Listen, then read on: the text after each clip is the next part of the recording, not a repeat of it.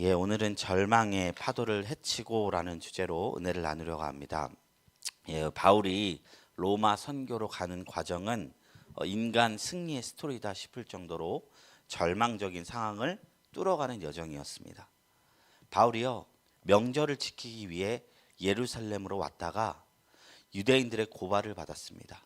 그래서 이제 후송에 되는 과정 가운데 오늘 일이 벌어진 것입니다. 오늘 일이 전반부 내용에 이제 생략돼서 나누지 않았지만 어떤 일을 말했냐면 유라굴로 광풍을 만나게 된 것입니다. 이제 가이사로 호송되는 길에서 그래서 이제 이 후송하는 과정도 너무나 험난했는데 이 과정이 바울의 선교의 지름길이 되었다는 것입니다. 성경에는 이러한 종류의 이야기들이 종종 나옵니다. 창세기 26장에 보면 이삭이 거주하던 땅에 기근이 들어서 블레셋 왕이 있는 그랄 땅으로 가게 되는 이야기가 나옵니다. 그런데요, 이것을 오늘날로 이야기한다면 모두 다 전 재산을 잃어버리고 하나님이 거하라는 그 땅에서 쫓겨나게 되는 상황이에요. 남들이 보면 망했다라고 손가락치는 상황입니다. 근데 그때가 그 이삭이 하나님의 복의 기회를 갖는 경우가 되었습니다. 그랄 땅으로 가서 비로소 농사를 지었는데 그 소산에 100배를 거두어 거부가 된 것입니다. 그래서 이삭의 첫 복이 어디서부터 나느냐? 망함에서부터 시작됐습니다. 만약에 기근이 없었더라면 그는 100배의 결실을 맺을 수 없었을 것입니다. 그 기근은요, 남들이 볼 때는 화라고 보였을 거지만 사실은 그 안에 복이었던 것이죠. 오늘 바울도요, 외적으로는 어쩜 이렇게 그냥 후송되는 과정도 하나님이 거저 보내지 않는가라는 생각이 들 정도로 너무 어려운 평파를 겪습니다. 그렇지만 곧 그 모든 상황이 선교에 있어서 너무나 필요한 일이었고 지름길이 되는 길목을 우리가 확인할 수 있습니다. 로마서 8장 28절에 바울은 이렇게 이야기합니다. 우리가 알거니와 하나님을 사랑하는 자, 곧 그의 뜻대로 부르심을 입은 자들에게는 모든 것이 합력하여 선을 이루니라. 위대한 고백이죠. 근데 이 고백이 그저 공부해서 배운 것이 아니라 선교의 삶 속에서 바울이 몸으로 체득한 영적 지혜였다는 거예요. 바울은요, 오늘 호송 중에 유라굴로라는 풍랑을 만납니다. 이 풍랑으로 인해서 배는 지중해 한복판에서 갈 길을 잃었습니다. 여러 날 굶습니다. 성경에 보니까 열 나흘 14일을 굶었다고 해요. 우리가 지금 딱 금식을 하자고 정하고 14일을 금식을 한다면 우리 가능합니다. 이 중에서 14일 못 하시는 분들 없을 겁니다. 좀 건강은 힘들어도 건강도 14일 정도면은 오히려 회복이 된다고 해요. 그리고 단식원에 들어가면 14일 가능해요. 그런데요, 만약에 우리가 14일이라는 그 기약이 없이 그냥 굶으면 어떻게 될까요? 하루가 지옥과 같겠죠. 육신적인 스트레스 이상으로 정신적인 압박이 크겠죠. 제가 예전에 사역지를 옮길 무렵이었는데 아무리 사역지를 구하려고 해도 잘 안 구해지는 거예요. 한 3개월 정도의 공백기가 있었어요. 근데 이게 한 달이 되고 두 달이 돼도 연락이 안 오니까 제 마음에 어떤 생각이 들었냐면 이 시간이 영원할 것 같다라는 압박이 오더라고요. 그러다가 3달째 구해졌어요. 그러니까 가장 후회가 되는 게 뭔지 아세요? 그래봐야 3달이었는데 좀 쉰다 생각하고 마음 편히 쉴걸. 마음이 편치 않으니 쉬지도 않고 일하지도 않는 아주 이상한 상태에 있었던 거예요. 하물며 기약 없는 죽음의 공포 속에서 굶고 있는 본문의 사람들은 어떤 마음이었을까? 모두가 패닉에 휩싸였을 것입니다. 그러나 이곳에서 유독 소망을 가졌던 인물이 바로 바울입니다. 왜 바울은 그럴 수 있었느냐? 하나님이 계속해서 마음 가운데 음성을 주셨기 때문입니다. 가장 위기의 순간마다 하나님은 말씀해 주셨어요. 너무나 신기하게도. 그러니까 세상에 줄 수도 없고 알 수 없는 확신과 평안으로 선 것입니다. 그러니 어떤 일이 벌어져요? 사람들에게 위대한 신앙의 힘을 보여주는 길이 된 거예요. 저번 주 내용에서 그런 내용이 나왔죠. 23장 11절 말씀에 보면 이제 바울을 죽이겠다고 40여 명이 이제 결의를 하는 상황에서 우리가 바울을 죽이기 전에는 먹지도 않고 마시지도 않겠다고 하는 그 일촉즉발의 위기의 상황 속에서 하나님은 딱 그 순간 너무나 완벽한 타이밍으로 바울에게 음성을 주셨습니다. 내가 로마에서도 나를 증언해야 되겠다. 그러니까 죽이러 오는 그 사람들의 모습이 두려워요, 안 두려워요? 두렵죠. 두려울 겁니다. 그러나 믿음이 있으면 하나님의 음성 붙잡고 이길 수 있었을 것입니다. 이 목소리를 들었기 때문에 자신을 죽이려는 사람들의 목소리에도 바울은 절망하지 않았습니다. 오늘날도 그렇습니다. 모두 기약 없는 기다림 속에서 우리가 찬송에도 그렇잖아요. 내일 일은 난 몰라요. 하루하루 살아요. 불행이나 요행함도 내 뜻대로 못해요. 그 기다림 속에서 우리가 소망으로 걸어갈 수 있는 이유는 무엇이냐? 우리 안에 하나님의 약속과 그 음성이 있기 때문입니다. 내가 너를 반드시 복주고 복주리라. 그 음성이 아브라함에게 있었기에 가나안 땅에서 버틸 수 있지 않았겠어요? 아브라함에게만 그렇지 않습니다. 신앙의 선진들에게만 그렇지 않습니다. 우리에게도 하나님은 음성을 주시고 하나님의 뜻을 이루어 가실 줄로 믿습니다. 23절 24절 본문에 이렇게 말합니다. 이 폭풍의 순간에, 모두가 기억 없는 기다림의 순간에, 이제 죽음의 위협 앞에서 절망하는 순간에 하나님의 천사가 바울에게 나타납니다. 23절 24절 한번 다 같이 읽어볼까요? 시작. 내가 속한 바 곧 내가 섬기는 하나님의 사자가 어젯밤에 내 곁에 서서 말하되 바울아 두려워하지 말라. 내가 가이사 앞에 서야 하겠고 또 하나님께서 너와 함께 항해하는 자를 다 내게 주셨다 하였으니, 이 말씀을 들었기 때문에 바울은 그 유라굴로 풍랑 속에 그 어려움 속에서도 소망을 발견할 수 있었습니다. 그뿐 아니라 그 음성을 듣지 못했던 다른 길을 잃은 270여 명의 사람들에게도 동일하게 소망의 길을 알려줄 수 있었습니다. 그 배 안에는요, 항해에 익숙한 선장이 있었습니다. 또한 재력을 갖춘 선주도 있었습니다. 힘이 센 군인도 있었고요, 수많은 군중들도 있었습니다. 황제에게 권력을 부여받은 백부장도 있었습니다. 그러나 풍랑 속에서는 그들의 힘과 지혜 아무 쓸모가 없었습니다. 이 세상에 있는 모든 것은 결국 쇠하기 마련입니다. 자랑할 것이 아무것도 없어요. 부유함도 지나가고 지혜도 지나갑니다. 제가 옛날에 그런 거를 참 눈에 안 들어왔는데 요즘 좀 들어오더라고요. 예전에 이제 약간 연배가 있으신 분들이 카톡으로 알록달록하게 좋은 말씀해서 저한테 보내주잖아요. 우리 지방의 목사님들이 그런 거 보내주는데, 지금도 젊지만 그냥 보내시는구나 하고 말았는데 어느 순간 그 글귀가 눈에 딱 들어오는 거예요. 어떤 게 들어왔느냐? 60대가 되면 사람의 강함과 약함이 똑같아지고 70대가 되면 잘난 사람과 못난 사람의 능력이 똑같이 되고 점점점에서 100세가 되면 죽은 거나 산 거나 똑같이 된다. 이게 하는데 그렇겠구나 라는 생각이 들었어요. 물론 제가 나이가 들어서 그랬다는 것은 아니고, 그러니까 자랑하는 모든 것이 나중에 가면 그냥 똑같아진다는 의미로 말씀하신 것 같아요. 그 배 안에 능력과 그리고 재정과 그리고 황제의 권력을 부여받은 권위, 아무것도 쓸모 없었습니다. 그 가운데 어느 것만이 소망이 되었습니까? 하나님의 음성을 들었던 바울이 그들에게 소망으로 위로하고 생명으로 인도할 수 있었습니다.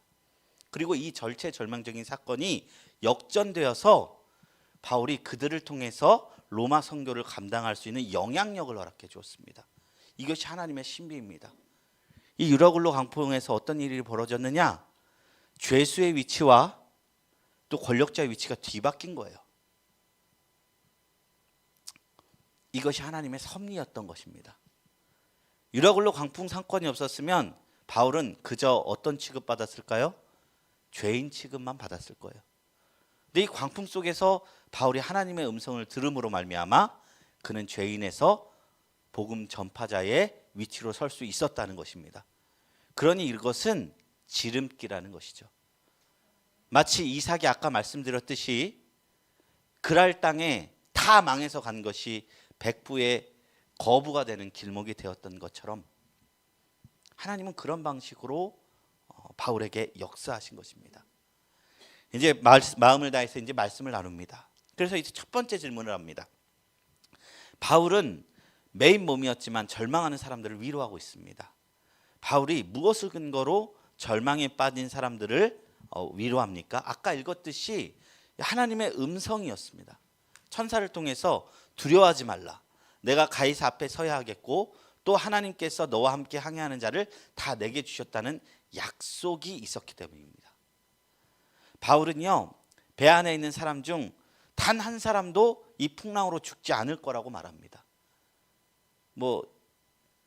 이 중에 몇 퍼센트는 살 수 있을 것이다 수준이 아니에요. 넉넉히 이긴다. 아무도 안 죽는다.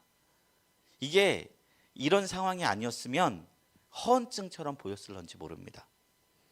그러나 주님의 사조로부터는 분명한 주님의 음성을 바울이 믿었기에, 확신했기에 그들에게 소망의 말씀을 전했고 그들은 그것을 아멘으로 화답할 수 있었습니다. 두 번째 질문입니다. 사공들이 자기만 살겠다고 배를 버려두고 도망치려 하자 바울이 어떻게 합니까? 이제 30절부터 32절 말씀입니다. 사공들이 도망하고자 하여 이물에서 닷을 내리는 채하고 거룻배를 바다에 내려놓거늘 바울이 백부장과 군인들에게 이르되 이 사람들이 배에 있지 아니하면 너희가 구원을 얻지 못하리라 하니 이에 군인들이 거루줄을 끊어 떼어버리리라. 그러니까 사공들이 보기에 이 사람들은 경험자잖아요. 이 많은 사람들을 다 살릴 수가 없다. 270여 명의 사람이 살 수 없다. 그러니까 자기 지혜를 믿은 거예요. 거룻배는 뭐냐면 구명보트입니다. 작은 배로 우리 혼자 도망가야겠다라고 생각한 거예요. 근데 바울이 그것을 알아채고 백부장에게 보고하니까 백부장이 군인들에게 말해서 사공들이 배를 떠나지 못하도록 아예 거룻배를 끊어버렸습니다. 이 선원들은 사실 사람들을 살리는데도 훈련받은 사람들이잖아요. 그런데 배 안에 있는 사람들을 버리고 자기들만 살려 한 거예요. 바울이 끝까지 배 안에 있는 사람들을 살리려 했던 모습과 대조가 됩니다. 사공들이 배를 버리면 배 안에 있는 모든 사람의 생명이 위태로울 수 있습니다. 그래서 바울은 이 사실을 백부장에게 알립니다. 그리고 백부장은 사공들이 도망치지 못하도록 거룻배 줄 자체를 끊어버렸습니다. 오늘 본문 말씀 직전에 사도행전 27장 전반부의 내용으로 돌아가 보면 이 백부장이 사실은 바울의 말보다는 선원들의 말을 믿었던 사람이었어요. 원래는요. 원래 바울은 백부장에게 절기상으로 지금은 항해가 위험한 시기다라고 말했고 또 선장과 선주는 베닉스까지는 가야 된다. 그래서 거기서 겨울을 나는 게 유익하다라고 백부장에게 둘이 갈리는 주장을 해요. 그때는 백부장이 누구의 말을 들었습니까? 사공들의 말을 들었어요. 그런데 당연하죠. 전문가들이니까. 근데 오늘 본문 말씀에서는 바뀌어요. 백부장은 안 겁니다. 바울의 말을 들어야 그나마 모두가 살 수 있는 가능성이 있다는 것을 깨달은 겁니다. 선원들은 도망칠 궁리만 하는데 이제 배 안에서 바울은 죄수가 아니라 실질적인 선장으로서 활동하는 것처럼 보입니다. 위치가 바뀐 것이죠. 죄수에서 총리가 된 요셉처럼 포로의 신분이지만 하나님의 뜻을 전해서 관료가 된 다니엘처럼 하나님이 이 위기의 순간을 통해서 하나님의 사람을 드높여 주신 것입니다. 첫 번째 나눔입니다. 바울은 비록 호송 중인 미결수였지만 배 안에 있는 사람들에게는 주의 말씀으로 선한 소망의 메시지를 전했습니다. 하나님의 백성은 어떤 열악한 상황에서도 선한 영향력을 드러냅니다. 내 주변에 절망에 빠진 사람들을 우리가 어떻게 위로할 수 있을지 생각해 봅시다. 이제 두 번째 챕터로 넘어갑니다. 그래서 이제 바울이 이야기한 대로 이제 하반부 내용은 33절부터 44절 내용은 배에 있던 모든 사람이 구조되는 이야기를 나누고 있습니다. 첫 번째 질문입니다. 바울이 14일 동안 굶주린 사람들에게 음식을 권하며 건넨 말은 무엇이었습니까? 37절인데 이것이 너희의 구원을 위하는 것이요 너희 중 머리카락 하나도 잃을 자가 없으리라. 바울은요 배 안에 있는 모든 사람에게 음식을 먹으라고 권면했습니다. 그러면 이게 어떤 상황이냐? 음식이 원래 있었다는 거잖아요. 근데 사람들이 왜 열 나흘 동안 밥을 먹지 않았을까요? 성경이 기록하고 있지는 않지만 추측건데 죽음의 공포 앞에서 먹지 않았을 수도 있고 아니면 풍랑으로 인해서 물이 들어가 부패한 것은 아닐까라는 생각이 듭니다. 분명한 것은 이유가 있으니까 음식이 있어도 사람들이 먹지 않았겠죠. 그런데 주님의 음성을 들은 바울은요 즉시 음식을 먹으라고 권유합니다. 열 나흘 동안 먹지 않았던 그 음식 먹어도 된다라고 이야기합니다. 먹어 힘을 내야 아침에 살아갈 수 있다라고 이야기합니다. 그러니까 모두가 죽음을 묵상할 때 살아갈 것을 확신하며 먹으라 합니다. 그리고 축사를 합니다. 축사는 뭐죠? 기도했다는 거예요. 사람들은 그제서야 안심하며 먹었습니다. 오병이하의 예수님처럼 최후의 만찬 때 예수님처럼 바울은 축사하고 그 먹지 못했던 음식을 이제 먹게 권유합니다. 바울은요 이 과정에서 자연스럽게 하나님을 드러내고 있는 것입니다. 하나님께서 광풍 속에서도 지키고 보호하신다는 것을 세상 사람들 앞에 드러내고 있습니다. 그리고 먹지 못할 그 음식을 먹게 함으로써 그 사람들에게 하나님의 기적을 맛보게 합니다. 바울은 미결소의 신분으로 메인 몸이었지만 그런 열악한 환경 속에서도 하나님의 능력을 세상 속에서 드러냈습니다. 그리고 두 번째, 배부르게 남은 밀을 어떻게 처리했습니까? 밀을 바다에 버려서 배를 가볍게 했습니다. 저는 이 말씀에서 확신했어요. 정말로 상해서 안 먹는 걸 수도 있겠구나. 근데 제가 이걸 주석을 봤는데 아무도 안 나와갖고 이걸 주석에도 안 나오는 얘기 제가 주장하면 좀 뭐해서 그랬지만 분명히 그랬을 거라 생각이 들어요. 안 그랬으면 왜 축사를 하고 그냥 먹으면 되는데 기도하면서 먹었을까 싶어요. 그리고 더 다른 의미가 있다면 이 남은 밀을 바다에 버리는 것 자체가 뒤가 없는 거예요. 오늘 구원이 된다라는 분명한 믿음의 확신이 있었다는 거예요. 조금이라도 마치 만나를 그 다음 날 거를 채집하지 않는 것처럼 하나님이 일용한 양식이 이것을 버려도 있을 것이다라는 이 믿음의 행동이었다는 것입니다. 바울은 믿음으로 먹였고 믿음으로 양식을 버렸습니다. 먹이는 것도 하나님의 말씀을 믿음으로, 먹지 않는 것도 하나님의 말씀을 믿기에 행했습니다. 여기에서 강조되는 것은 믿음입니다. 단순히 하나님이 이제 기적을 베푸시면 상한 음식도 먹을 수 있다 이런 측면이 아닙니다. 먹어야 한다, 먹지 말아야 한다는 측면도 아닙니다. 바울에 있는 276명이 오늘 구원을 받는다라는 그 확신을, 그 말씀을 믿었기에 바울은 계속해서 단호하게 조치하고 있습니다. 세 번째 질문입니다. 군인들이 바울을 포함한 죄수를 죽이려 할 때 백부장은 어떻게 조치합니까? 42절부터 44절인데요.